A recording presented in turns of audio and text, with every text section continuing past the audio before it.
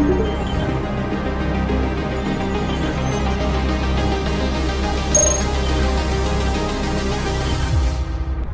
Shan Lim.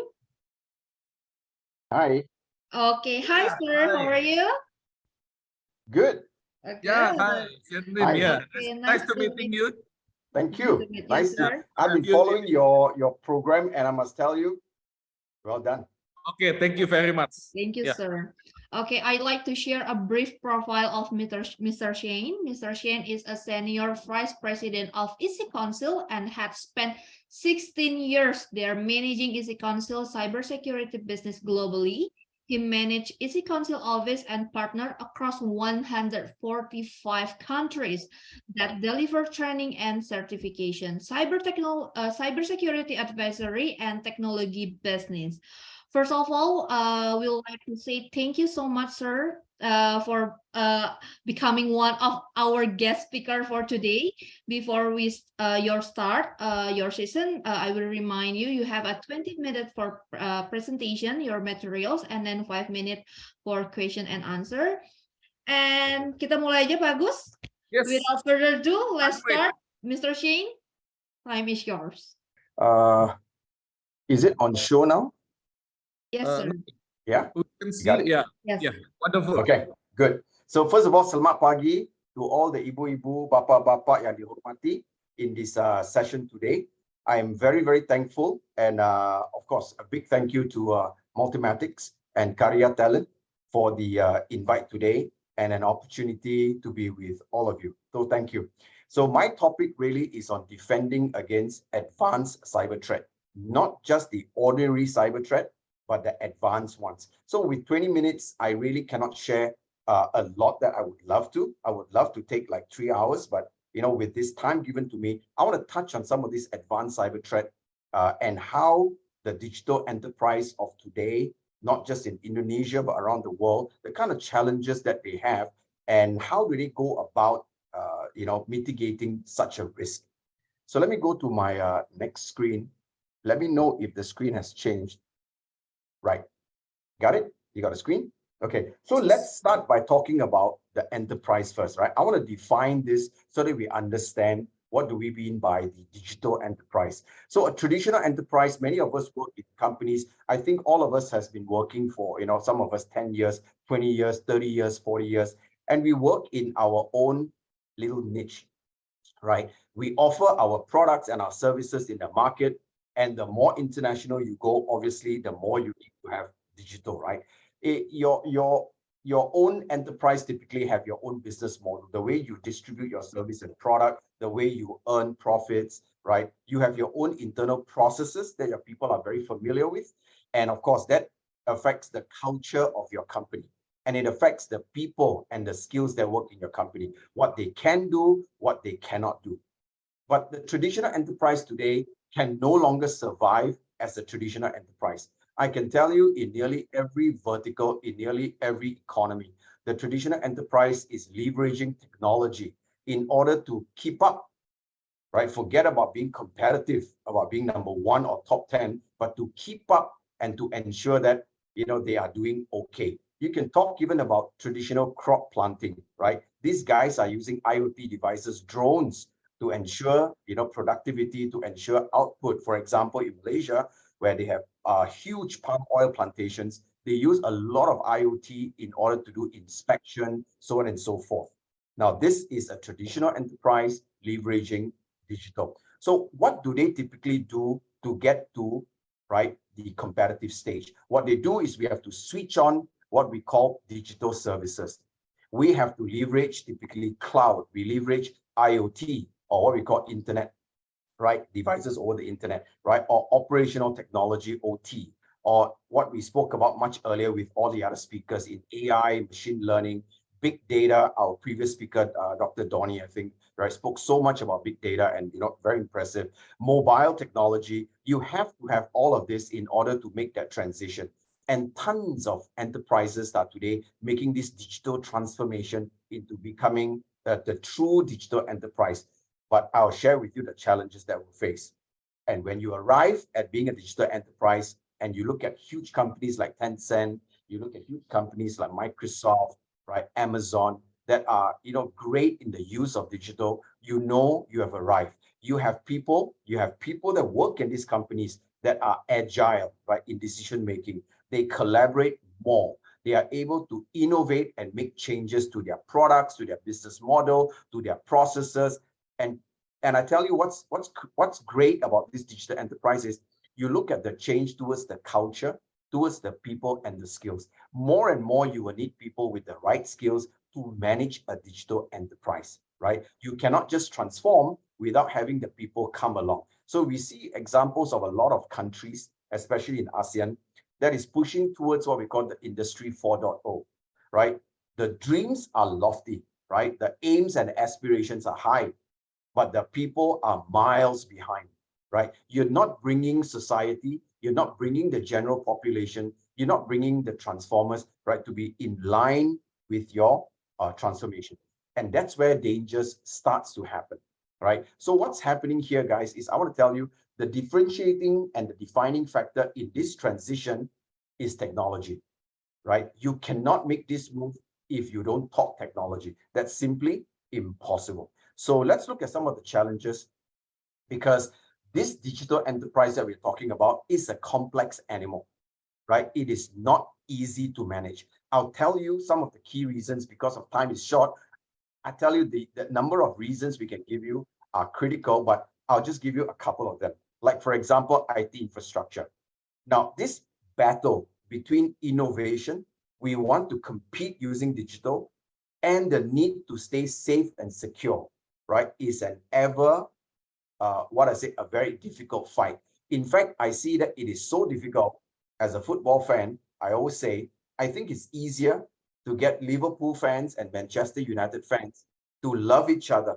That's easier than having this digital enterprise to work together, right? So what about the IT infrastructure? I'll tell you, the IT infrastructure today is very, very complex, right? You have a huge challenge, right, in working out the IT departments, working out all the infrastructure that you want, and yet securing this infrastructure. For example, all these new technologies that we're talking about, right?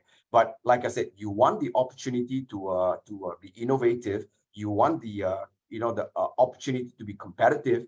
But to do that, your IT infrastructure is just crazy. In my next slide, I will show you just one slice of an IT infrastructure just to tell you how crazy it becomes. And then you talk about legacy systems. I mean, we did not get set up like yesterday. Our companies are established over the last 20, 30, 40, 50 years. We have legacy systems, right? Legacy processes that just become very difficult to manage. Why? Because the vendors that you bought these systems from probably don't even exist anymore, or they don't even support that particular version anymore. And for you to build your applications and build your systems on top to support, to continue to use legacy, becomes very difficult. So for organizations that are always fighting with budget, right, I think it's going to be a big, big challenge, right, to always do this constant migration from legacy, right, to the modern digital company. And of course, let's talk about distributed environment. As we all know, our companies today are all over the world. You have maybe offices from Jakarta to Bandung, right, to areas as remote as probably even in the Sumatra side, right, Padang and all the kind of areas. So distributed environment, like all offices like EC Council are distributed in over 145 countries. So managing our people who now are not working in office, we have about, I'll tell you, EC Council has about 600 staff, and we have now like virtually 600 offices, right? All of them are working typically from home due to COVID and the health issues. And managing this distributed environment is complex. And of course, cloud, right? We used to work in an environment where all our applications are on-premise, right? But because today we leverage the power of cloud, right, the cost efficiency of cloud, right, we start to migrate to the cloud, and that offers you yet another threat landscape, right? You are enlarging your threat surface, because now you're going on to possibly private cloud or public cloud or hybrid cloud, and there is a whole host of security considerations in the cloud. Now, what about GRC, right? What we call governance, risk, and compliance. More and more huge companies in Indonesia, in other parts of the world, we are trying to be at the forefront of our business. We are innovative. However, right, governances, regulators are typically behind, right? And they are trying to catch up, right, with what we are trying to do. For example, I'll give you an example. We have very high-tech cyber ranges with EC Council today, but in many countries, it's difficult to deploy because local regulation, right, does not permit the use of certain devices, certain services, certain transmission. So we are always trying to fight GRC, right? Trying to maintain. So for IT departments today in Indonesia, as in any other parts of the world, right? When they are trying to invest and they're trying to create, better IT infrastructure, they always have to balance this with the GRC requirements, right? What does the local regulators say about all of this? And then they have to constantly do this, balancing act, which is complex. And of course, cybersecurity requirements are ever difficult because it changes, guys. It changes so fast. Before we are even finished dealing with the impacts of COVID and distributed environment, today we are dealing with AI, systems like ChatGPT, right? That poses, well, it gives a lot of advantage, but it also poses a lot of security challenges. What's interesting, guys, I'll tell you is, some of these applications like ChatGPT are so powerful today, guys. I mean, they actually are able to code programming languages in, like, you name it, right? Python, Java, C++. They can code in virtually 10 languages. They can do the job much faster. Now, of course, people use them in coding, people use them in beta testing, people use them in improving their codes. It might not be perfect, but like I say, I've actually seen examples of how it has reduced a typical time to write a script by up to 90%. But work the other way, malwares today are being created at the speed of light, right? These are security challenges that digital enterprises are dealing with today.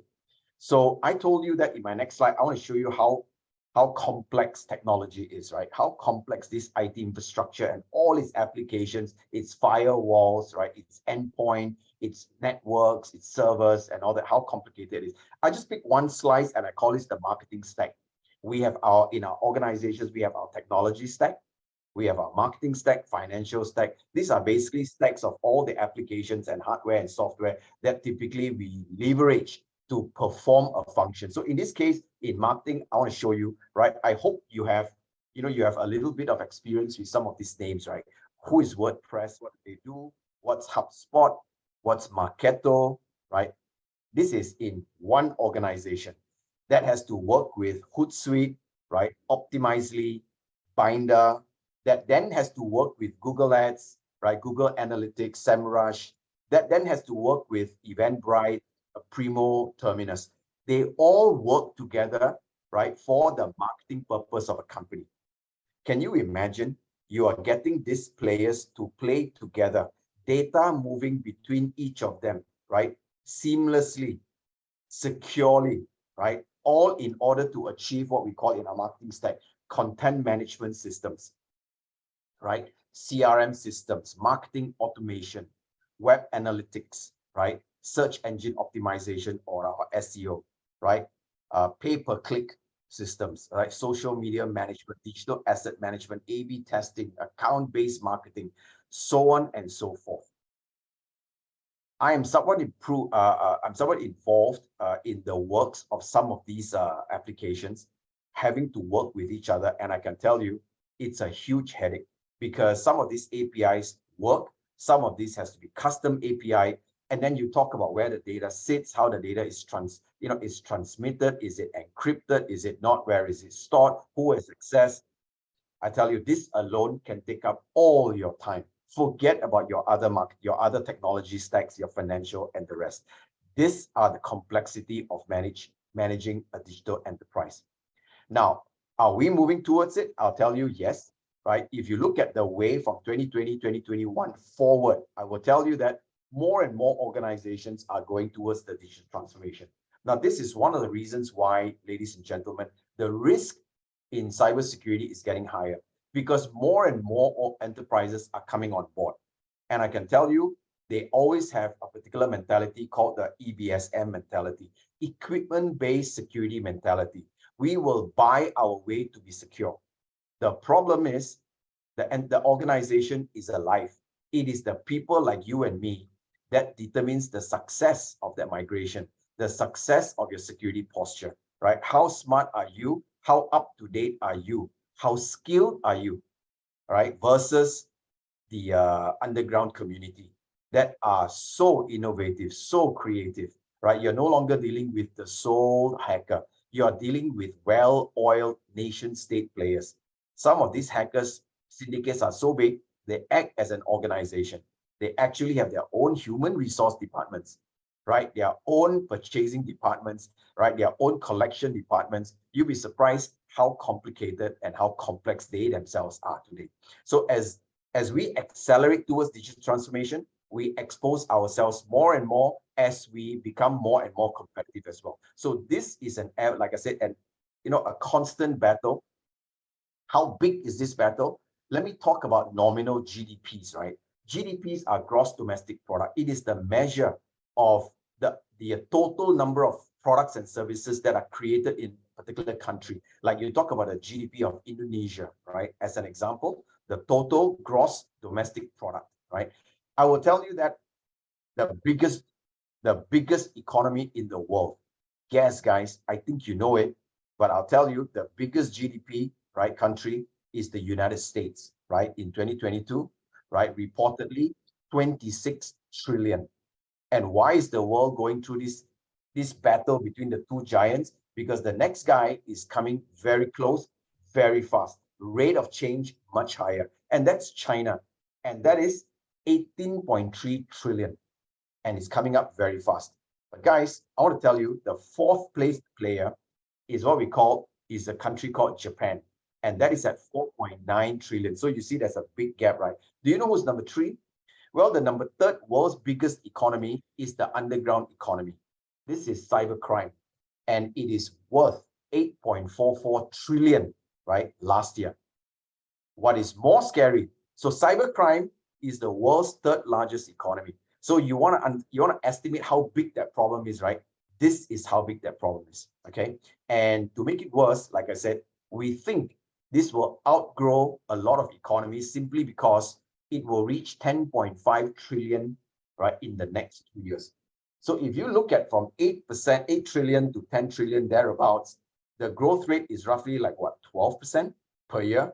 Does the US economy grow beyond 2%, 3% a year? Does the Chinese economy grow beyond 4, 5% a year?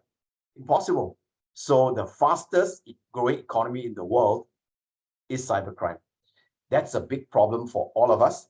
That's a big opportunity for all of us as well, because we are involved with helping enterprises make that transition towards enterprise in as safe a manner as possible. So what are these cyber threats we are talking about? What are some of these advanced threats? Well, I'll just give you a couple of them here. The threat of AI abuses. I'll tell you, this is multifold, right? This does not impact a person. It does not impact a group of persons, does not impact a company.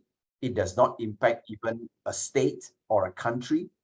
It has an ability to scale and impact the world, right? AI intelligence, like I say, abuses are connected with point number 2, what we call advanced disinformation campaigns, right?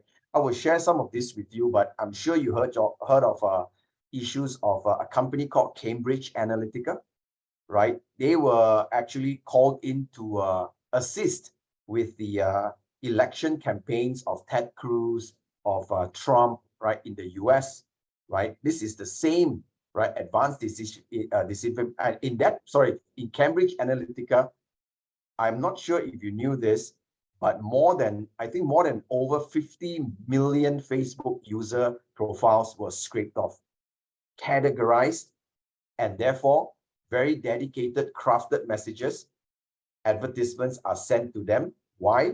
Because they want to influence your thinking. Now, this is hacking at the highest level. They are no longer hacking servers, networks, endpoints.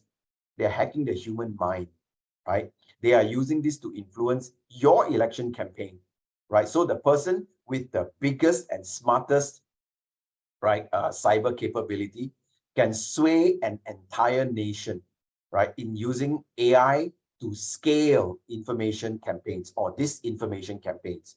So we have seen today, as we are very involved, right, with some of the support work in Ukraine, where you actually see a lot of disinformation campaigns, right, from the Russian camp. But this is nothing new because it started even with the Obama elections, right? And then it carried forward. So, but it's very hard to judge for us. I mean, we are not political animals, but we look at the science behind it. We look at who is doing what, and I can tell you, it is frightening. You start to think of issues like, so what's the real target here? What are they really after? Who are these people? So what's right and what's wrong anymore? There is no right and wrong because everything is gray, because these guys are mixing white propaganda with black propaganda, so that when you look at the white part, you say, well, that's real. I know this is real. And because this is real, the rest should be real, but the rest weren't real. So your mind is constantly being hacked, right? We talk about targeted attacks using targeted attacks enhanced by smart device data.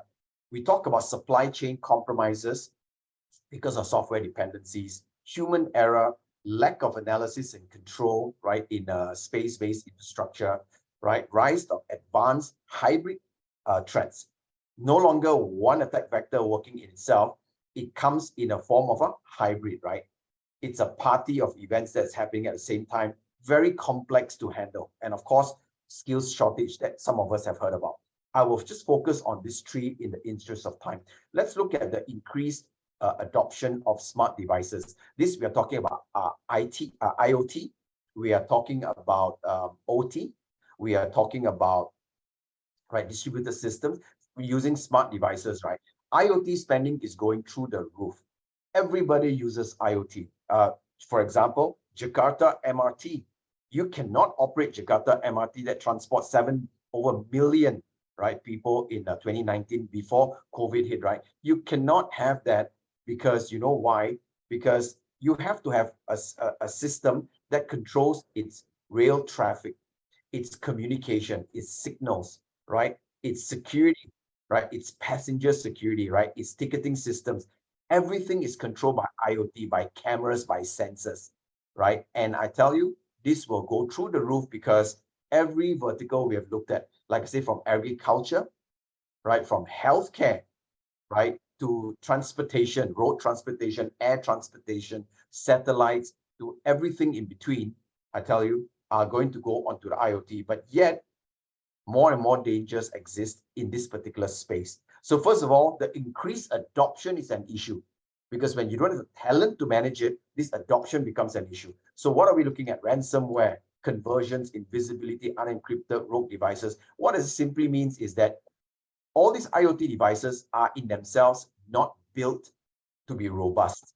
Unlike your IT systems that are more robust, these small devices have a challenge in their processor capability, in their storage, right, in their memory management, right? So they are typically worked with very simple software to drive the hardware, and then it works. So ransomware are easily injected, botnets are easily injected. So today, one can say that when you have IoT devices, these devices can actually be harvested, right, to do botnet attacks, because all your cameras and all your IoT devices, your smart TVs and your smart fridges and everything in between, right, have a certain amount of processing power, weak, but harnessed together becomes dangerous. And of course, it becomes one of the method that hackers can ingress and egress data from your system through ransomware, right? Conversions, like I say, more and more of these systems having to work together, IoT, OT, all working together, right? The ability for us to manage security across this is becoming difficult. Invisibility simply means that you cannot defend what you can't see, right? Unencrypted data, like I say, you know, when IoT devices collect data like video data, voice data, or data, right, and it transmits it back, right, to a server, right? It can be over wireless, it could be over networks. Some of these are unencrypted. They are unencrypted at the point of collection, unencrypted during transmission. They can also be unencrypted at the point of storage. So all these are difficult. Rogue devices are when people use devices in organizations where they're not supposed to, and this, like I say, introduces danger. So for us to manage our 600 guys, for us to tell them that you cannot use a pen drive, you cannot download any software onto your system, right? Of course, we have systems that allow us to use this, but it is a constant battle against rogue devices being integrated into our systems, be it cameras. Even today, when I use my camera, right, to talk to you, right, we got to be sure that these are all registered and these are all monitored, right? Because we don't want issues with them. So what do we do? As I said, because we are talking about defending against this, well, I tell you, some of these are common sense, right? Don't use a password. Use a very strong passwords. Never allow or never rely on the default passwords. You know, you buy a Wi-Fi router or whatever, they come with default passwords, right? Never allow this. In a lot of our services, when we do audits of company, we see that, and I'm telling you, these are big companies as well. The bigger the company is, the more we see instances of this, because you know why? Because there are too many workers, too many people. Sometimes you just don't know who does what. They want to keep their work simple, right? The kind of passwords they use are scary. We look into some of these firewalls. Every setting is nearly default, right? Who knows that best? I tell you, the hackers know that best, right? They are the ones that have played with all your settings before you even bought the device, right? So you want to disable as much as possible remote access. Where applicable, right? Deploy multi-factor authentication. Always update on the day itself is possible. Wake up and do all your patch immediately, right? You never know if there was a 0 day, right? Use your strongest possible Wi-Fi encryption. As much as possible, do network segmentation of all your IoT devices, right? Why? Because if one sector is compromised, you don't want laterally or horizontally for that attacker to move across to all the other IoT sectors as well. So now, if you want strongest among strong, right? All right, go use monitoring services. NOC services, SOC services are available. If it is mission critical, like I say, you have no option. Regulation requires you to have such monitoring services so that you know you are protected. Now, supply chain attacks are the next one that I want to focus on. And how does it work? I will tell you, today as a digital enterprise, we use multiple vendors, right? We use multiple vendors to allow us to achieve a certain amount of work, right?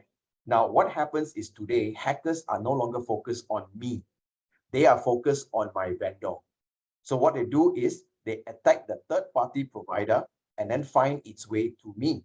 As an example, in point 3, I hope you have not forgotten SolarWind attack, where SolarWind basically is a company that provides network monitoring services or applications to its customers, and they've got thousands and thousands of customers across the world. What's worse is many of these customers are government-based, right? So when they were attacked in 2020, it's suspected to be Chinese hackers, right? What happened is not only were government agencies affected, but because what the hackers did was they actually injected malware into an update for the Orion software, and the software update was pushed to all these customers across the world. Well, this system have whitelisted Orion. It will accept that upload or that update, which contains a malware, and then everybody gets hacked, right? You talk about FireEye, you talk about Microsoft, Intel, Cisco, Deloitte, across 30,000 enterprise customers. Now, when you talk about certain of these profile companies, it's scary because you are saying that if a cybersecurity company like FireEye can get impacted, you think about how impossible it is to defend against supply chain attacks. Because your vendor, you trust them to be strong. You trust whatever update comes your way. I'm telling you, in your company, you are doing that as well, right? How many of you will look at, how many of you can even look at what update is being pushed to you? But when it is pushed to you, right, your systems will naturally accept. So has it stopped from 2020 to now? It has not, right? Because look at this report by ImmuniWeb, right? 97% of the world's top 400 cyber security company, guys, not ordinary companies. These are the people like mine that actually help you to be secure.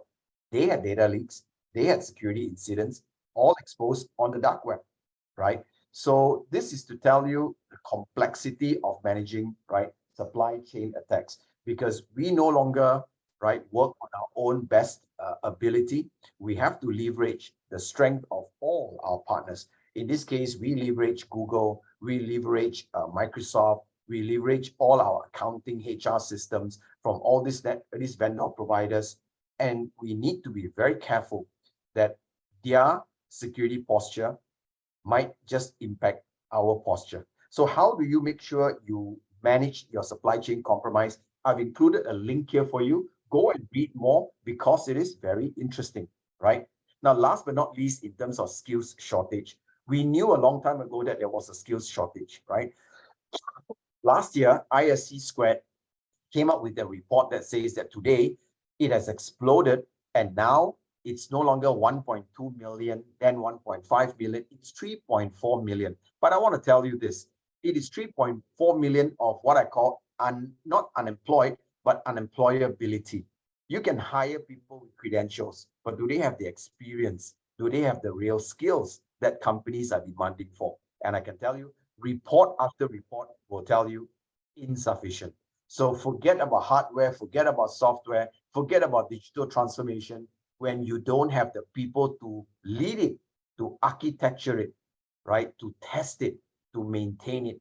So therefore, skills shortage are truly, a global problem, right? Look at the 2023, it says 59% of business leaders, 64% of them being cyber leaders, have ranked talent recruitment and retention as being the biggest challenge if you want cyber resilience. Well, you cannot talk digital transformation, you cannot talk digital enterprise when you cannot afford cyber resilience. So this is your biggest challenge. So with that, ladies and gentlemen, I will tell you that, there are a lot of solutions out there, right, for all the challenges that I talked about. Organizations always need to be at the forefront of what they can do. And I would say your biggest bet is to always ensure that you're able to attract talent, you're able to retain this talent and constantly develop your talent so that they are in line with the varied challenges that exist in the world today. People will be your biggest bet. With that, thank you very much. Okay, thank you so much, Mr. Yeah. Shane. Thank you. Please give big applause for Mr. Shane. Hey. Yeah, you can type yes, yes, yeah, or you can give a icon, clap your hand, and give big applause for Mr. Shane. Thank you so much, sir, for your sharing. That's very mind-blowing. Okay, now we have a question from the participants. Okay, we have a question from Muhammad Fitriyadi, Pak Didi ya. Okay, as we know that I2DIS is very rare in Indonesia, and cybersecurity is also a very vulnerable issue in Indonesia. How can we balance that two things in order to minimize the risk of fraud? Could you help to answer, sir? Thank you. I think that's a great question, simply because you're starting at the very top. I think in terms of cyber and talent development, what we call workforce development, every country is facing a challenge. Countries like Indonesia, I mean, you guys are a giant. You have the biggest economy in ASEAN, or the biggest economy even within the 7-hour hinterland. So you guys are big. And budgets are constantly a challenge by the government. But typically what we see in great nations across the world, I mean, in terms of how they push the cyber agenda, it's always top down, right? Like in the United States, we have the NIST or the NICE, NICE, to actually create frameworks where they train cyber from K-12. They create that cyber awareness and cyber hygiene from a very young age, because they don't believe that you start to touch cyber after you graduate, after you get into the working world. It's way too late. I see today in countries like Singapore, where even at secondary school level, high school level, right, polytechnic level, the amount of exposure they give, right, to cyber, they are organizing, all these, hackathons, all these capture the flag, competitions. They're trying to gamify it. They're trying to create a kind of interest. They are creating curriculum. Whether you talk about not just IT curriculum, even in normal curriculum like business curriculum, they're injecting modules that talks about IT and IT cybersecurity. Because, like I said, you can't talk business without talking about IT, because IT, businesses leverage IT. You can't talk IT without understanding how to secure it. So I think there is a big job for governments to do, right? To, first of all, create the awareness, constantly create awareness, put money into making sure that it drives programs for its people, right, to understand cybersecurity. In countries like Malaysia, I will tell you that if, as an example, if you attend some of these programs like CEH from EC Council, you get up to 90% grant from the government. Now, this is because centrally, the government's that planning, they know that in Malaysia, you have more doctor for sick people than you have cybersecurity professionals. So you are very short. So when your IT systems get sick, you know, your entire country, you know, is in danger. So what they do is they are trying to do structural adjustments. Let's build, you know, one specialist per 100 people, for example. Now, to get that to happen, they fund training and certification in order to ensure that they got more and more people to be impacted.